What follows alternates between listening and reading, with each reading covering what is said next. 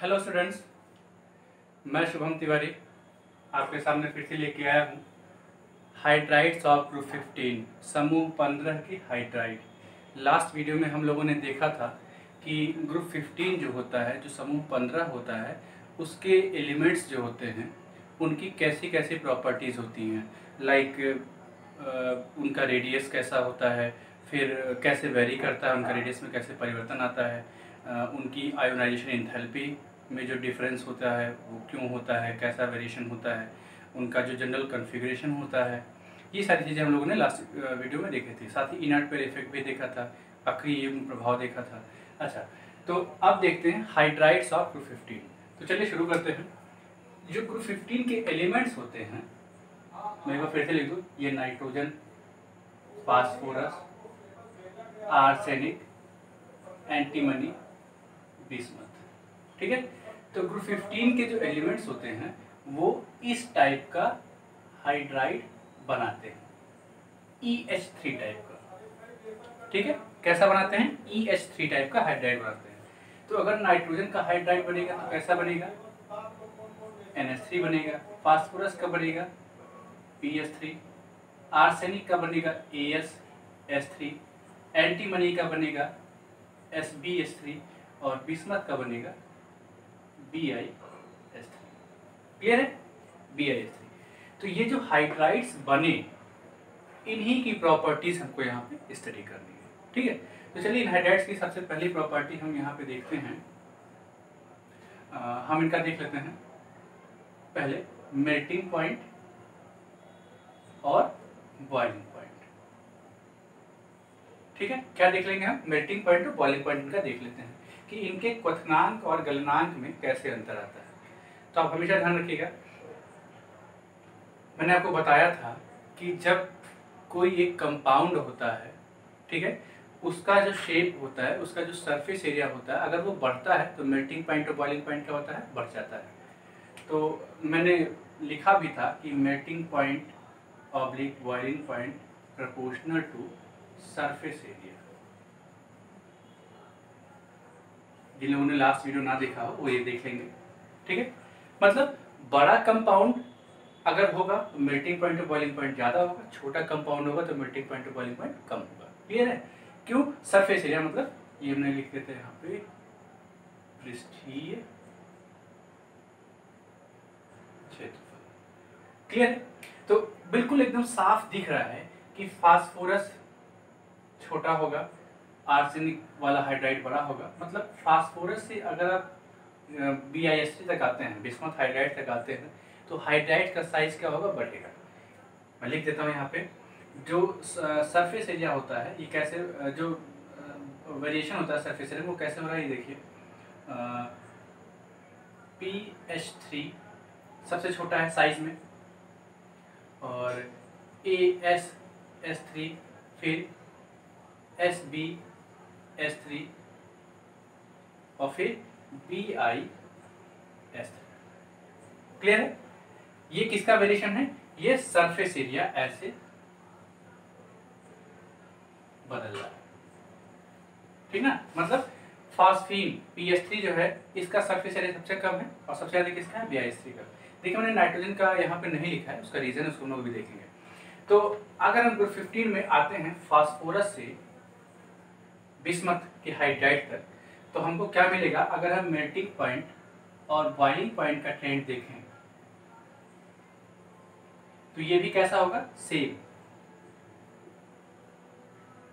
ठीक है, क्या होगा कि फास्फीन, इन चार हाइड्राइड्स में फास्फीन का मेल्टिंग पॉइंट और बॉइलिंग पॉइंट सबसे कम होगा, और बिस्मथ हाइड्राइड का बॉइलिंग पॉइंट और मेल्टिंग पॉइंट सबसे ज्यादा होगा। क्यों होगा? क्योंकि बिस्मथ हाइड्राइड का सरफेस एरिया क्या है? ज्यादा है। क्लियर है? बात कर लेते हैं, अगर हम कंपैरिजन करें NH3 और PH3 में, तो NH3 अमोनिया जो है, जो नाइट्रोजन का हाइड्राइड है, वो क्या है? साइज में छोटा है। ठीक है, मतलब सरफेस एरिया अमोनिया का क्या है? कम है। ये देख रहे हैं? इस हिसाब से जो मेल्टिंग पॉइंट या बॉइलिंग पॉइंट होना चाहिए था, वो NH3 का कम होना चाहिए था और PH3 का ज्यादा होना चाहिए था, पर ऐसा होता नहीं है। ध्यान से समझिएगा, ऐसा होता नहीं है। होता क्या है कि मेल्टिंग पॉइंट जो होता है वो फास्फीन का कम होता है और अमोनिया का ज्यादा होता है। इसका रीजन क्या है? रीजन है कि presence of hydrogen bond in ammonia. Hydrogen बंद मिलता है कहाँ पे? अमोनिया में मिलता है। ठीक है, तो आपको एक मैं और चीज लिख देता हूं कि अगर नाइट्रोजन हाइड्रोजन के पास है कहीं, ऑक्सीजन हाइड्रोजन के पास है और अगर फ्लोरीन हाइड्रोजन के पास है, तो यही 3 कंडीशन है जहां पे आपको हाइड्रोजन बॉन्ड मिलता है। ठीक है, तो अमोनिया में हाइड्रोजन बॉन्ड मिलने की वजह से अमोनिया का मेल्टिंग पॉइंट और बॉइलिंग पॉइंट फॉस्फीन से ज्यादा होता है। क्लियर है? तो अगर हम ट्रेंड देखें तो क्या होगा कि अगर हम ये लिखते हैं मेल्टिंग पॉइंट और बॉइलिंग पॉइंट का ट्रेंड, तो कैसा होगा? पूरे अगर ग्रुप की बात करें हम तो सबसे कम होगा PH3 का, उसके बाद अमोनिया का, उसके बाद ASH3 का, उसके बाद SbH3 और उसके बाद BiH3। ठीक है, तो ये मेल्टिंग पॉइंट और बॉइलिंग पॉइंट का ट्रेंड है ग्रुप 15 के एलिमेंट्स का। क्लियर है? तो ये जो थोड़ा सा वेरिएशन आ रहा है ये नोट डाउन करने वाली चीज है। ये ऐसा क्यों हो रहा है? क्योंकि अमोनिया में जो नाइट्रोजन का हाइड्राइड है वहां पे हाइड्रोजन बॉन्ड मिल रहा है। क्लियर है? चलिए अगली प्रॉपर्टी देखते हैं।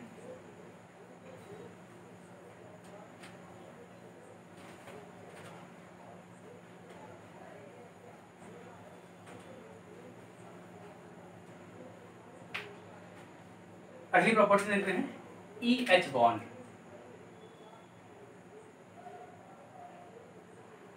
EH बॉन्ड, और इसी में हम लोग देख लेंगे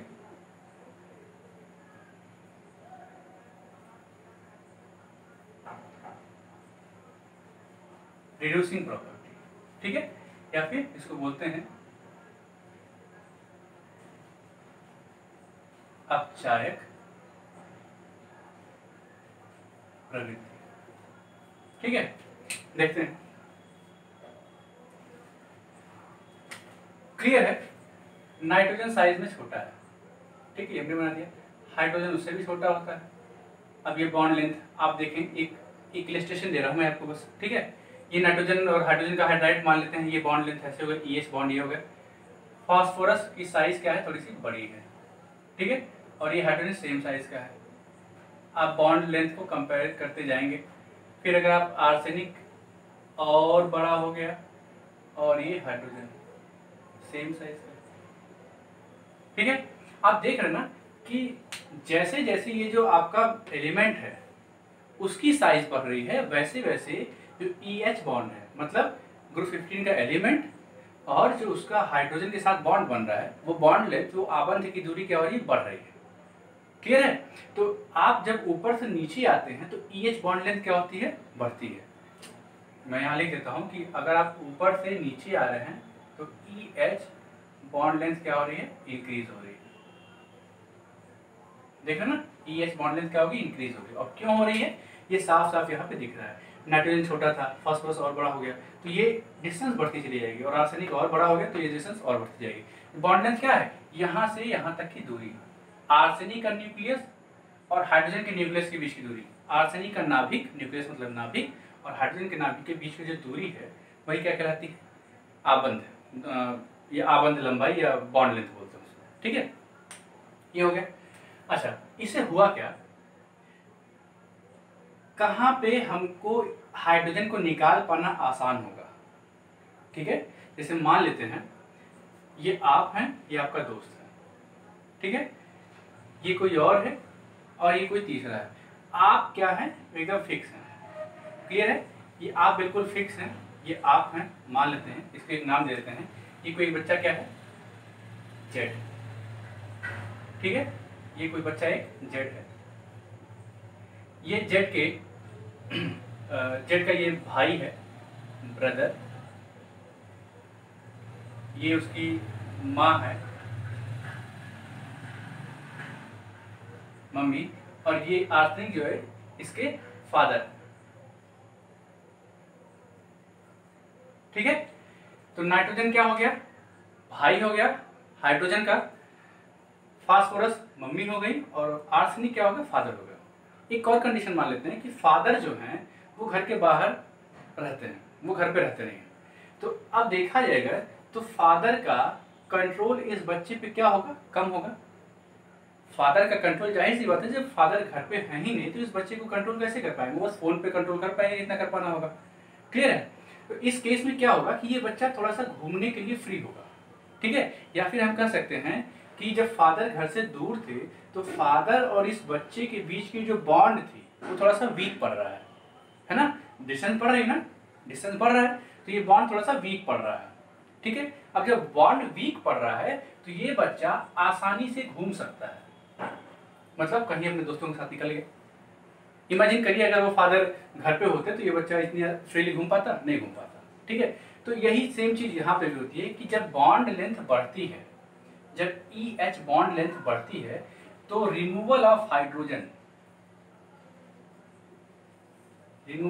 हाइड्रोजन आयन, ठीक है, मतलब H प्लस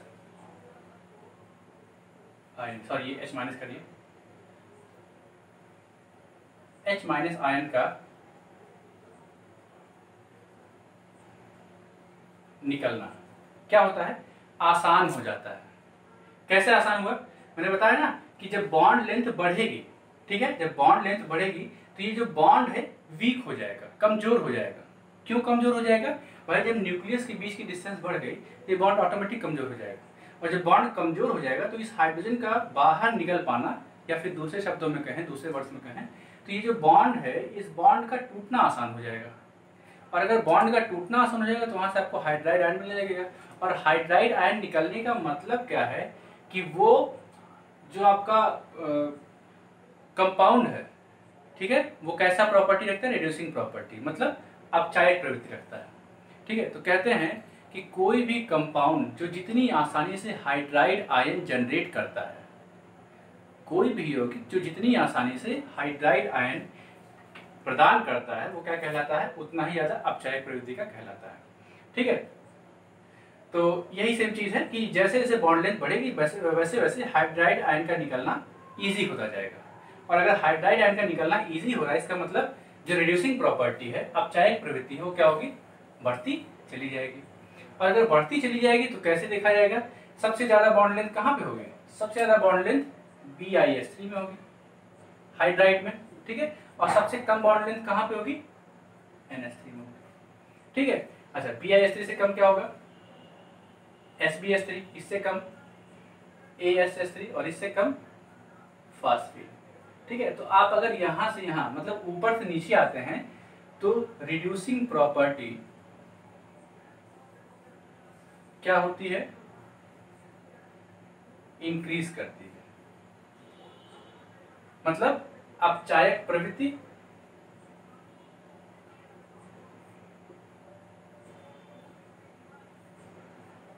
बढ़ती है। ये जो अपवर्ड डायरेक्शन में एरो लगी हुई है, जो तीर बना हुआ है, इसका मतलब बढ़ना, ठीक है। तो ये क्लियर है।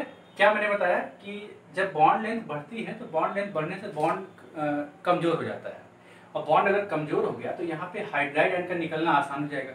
अब अगर हाइड्राइड आयन निकल रहा है इसका मतलब वो कंपाउंड क्या है, रिड्यूसिंग प्रॉपर्टी रखता है, अपचायक प्रवृत्ति रखता है। तो जितनी आसानी से कोई कंपाउंड आपको हाइड्राइड आयन देगा वो कंपाउंड उतना ही ज्यादा रिड्यूसिंग नेचर का होगा। तो आप देखिए सबसे बड़ी बॉन्ड लेंथ BiS3 में है, बिस्मथ और हाइड्रोजन आयन में, तो यहाँ पे सबसे आसानी से हाइड्रोजन निकलेगा, इसका मतलब सबसे ज्यादा रिड्यूसिंग प्रॉपर्टी या अपचायक प्रवृत्ति किसकी होगी, बिस्मथ हाइड्राइड। क्लियर है, ये चीज हो गई। अच्छा, आप देखें ना बॉन्ड लेंथ अगर बढ़ रही है तो क्या होगा कि जो बॉन्ड की मजबूती है वो क्या होगी, कम होती चली जाएगी, और बॉन्ड को तोड़ना तब क्या होगा, आसान हो जाएगा। तो इस तरीके से हम ये भी बोल सकते हैं कि ऊपर से नीचे आने पे बॉन्ड डिसोसिएशन एनर्जी भी क्या होती है, कम होती है, बंध वियोजन ऊर्जा बोलते हैं इसको, ठीक है। ये भी चीज हो गई। चलिए अब देखते हैं बॉन्ड एंगल, ये थोड़ा सा ध्यान से देखेंगे, थोड़ा सा ट्रिकी है, देखते हैं कैसे।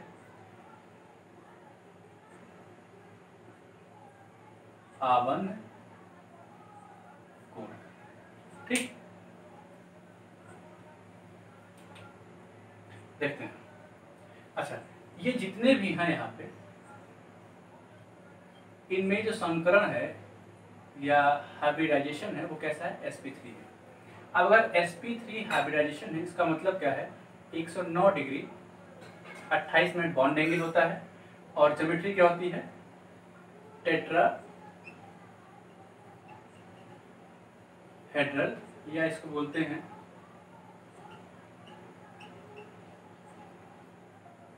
चतुष्फलकीय। ठीक है, ये होना चाहिए।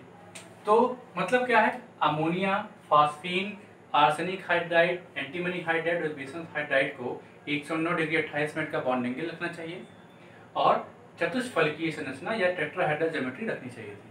पर इसमें से कोई भी टेट्राहेड्रल ज्योमेट्री का नहीं होता है, ना ही किसी भी हाइड्राइड में बॉन्ड एंगल 109 डिग्री 28 मिनट मिलता है।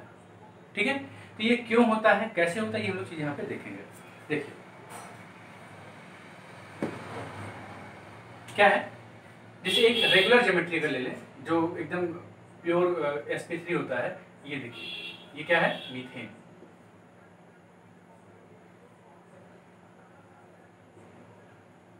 ठीक है, यहाँ पे सारे के सारे बॉन्ड बने हुए हैं, कोई लोन पेयर वगैरह नहीं है, कोई एकाकी युग्म वगैरह नहीं है, तो बॉन्ड एंगल 109 डिग्री 28 मिनट होता है। ठीक है, और ये जो स्ट्रक्चर होता है कैसा होता है, टेट्राहेड्रल होता है। ठीक है, तो ये जो ज्योमेट्री उसको बोलते हैं रेगुलर ज्योमेट्री या परफेक्ट टेट्राहेड्रल बोलते हैं, परफेक्ट टेट्राहेड्रल बोलते हैं। लेकिन होता क्या है, हमारे जो ग्रुप 15 के हाइड्राइड्स हैं, ठीक है, अब देखिए ध्यान से, ग्रुप 15 के हाइड्राइड में 3 बॉन्ड तो बन रहे हैं। ठीक है ना, देखिए हम नया अमोनिया का स्ट्रक्चर बना रहे हैं, 3 बॉन्ड तो बन गए, पहला, दूसरा, तीसरा, यहाँ तक तो समस्या नहीं है।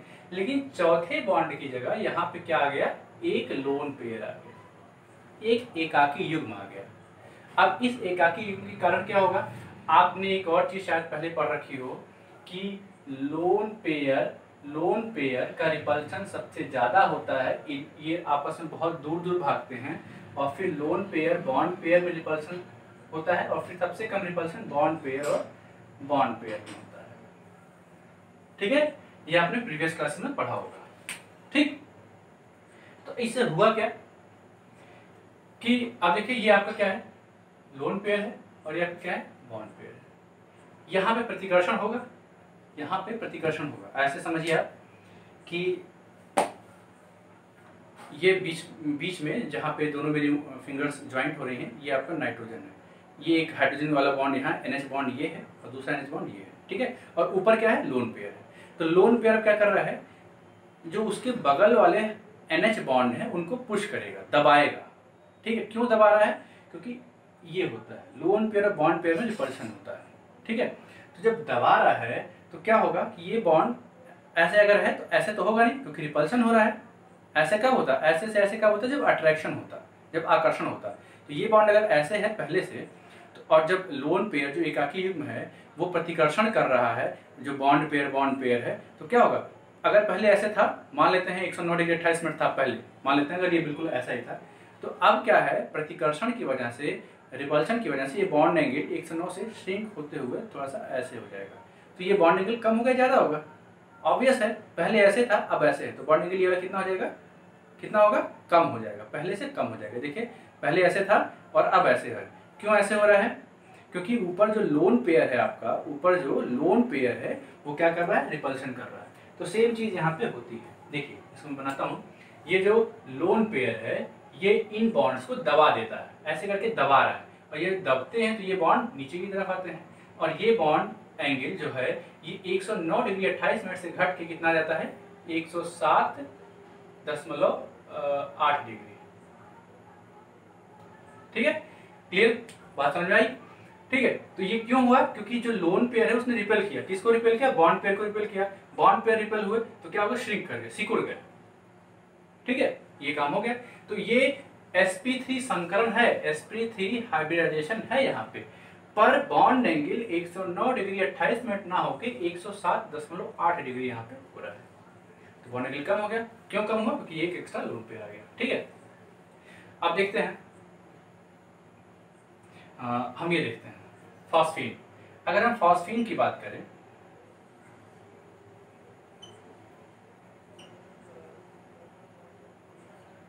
ठीक है, तो अमोनिया में जो H NH बॉन्ड एंगल था वो कितना था 107.8 डिग्री, और फॉस्फीन में HPS बॉन्ड जो है वो कितना है लगभग 94 डिग्री है। ठीक है, और जब आप और नीचे जाएंगे तो आर्सेनिक हाइड्राइड में और कम होगा, एंटीमनी हाइड्राइड में और कम होगा, बिस्मथ हाइड्राइड में सबसे कम होगा, उसमें तो नोन भी नहीं होता है।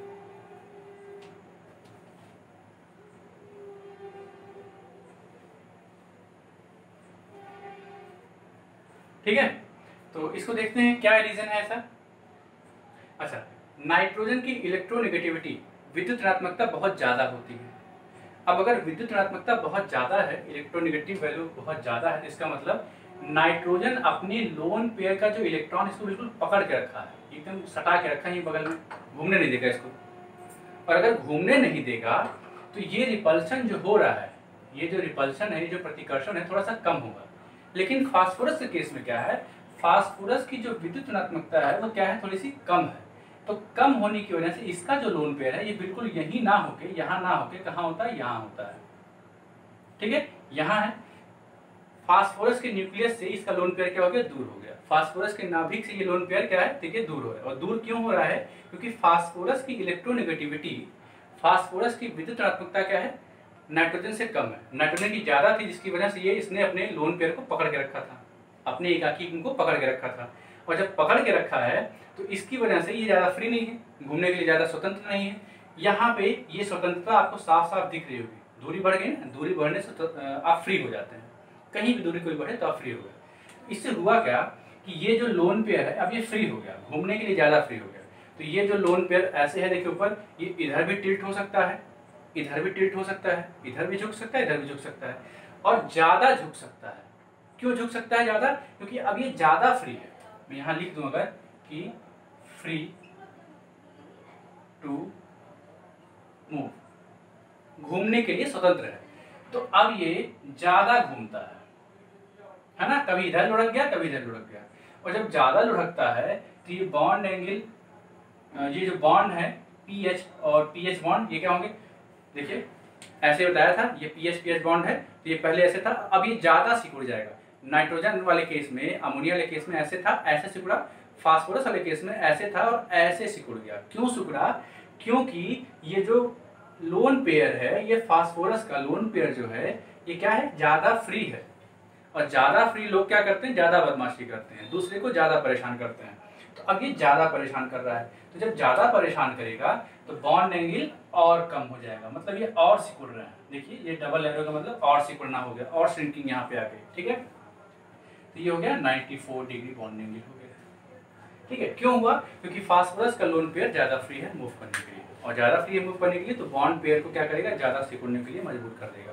ठीक है, तो ये ऐसे है। बाकी आप और नीचे जाएंगे, ठीक है, तो बॉन्ड एंगल और कम होता जाएगा। तो सबसे ज्यादा बॉन्ड एंगल किसमें होता है, अमोनिया में होता है, उसके बाद PH3 में, फॉस्फीन में, arsenic hydride, antimony hydride, bismuth hydride में सबसे कम होता है। क्लियर है, इसका रीजन समझ में आया। रीजन ये होता है कि जो लोन पेयर होता है, ग्रुप 15 के जो एलिमेंट्स हैं उनमें जो लोन पेयर होता है, ठीक है, उनमें जो लोन पेयर होता है उसकी पकड़ ये डिसाइड करती है कि कितना बॉन्ड एंगल कम होगा और क्यों कम होगा। नाइट्रोजन केस में पकड़ ज्यादा थी, बॉन्ड एंगल कम हुआ। फास्फोरस के केस में जो पकड़ है लोन पेयर पे न्यूक्लियस की, उसकी पकड़ कम हो गई, तो ये ज्यादा फ्री हो गया मूव करने के लिए, यहाँ पे श्रिंकिंग ज्यादा हो गई, बॉन्ड एंगल ज्यादा हो गया। क्लियर है, ये चीज हो गई। तो ये आपके रहे हाइट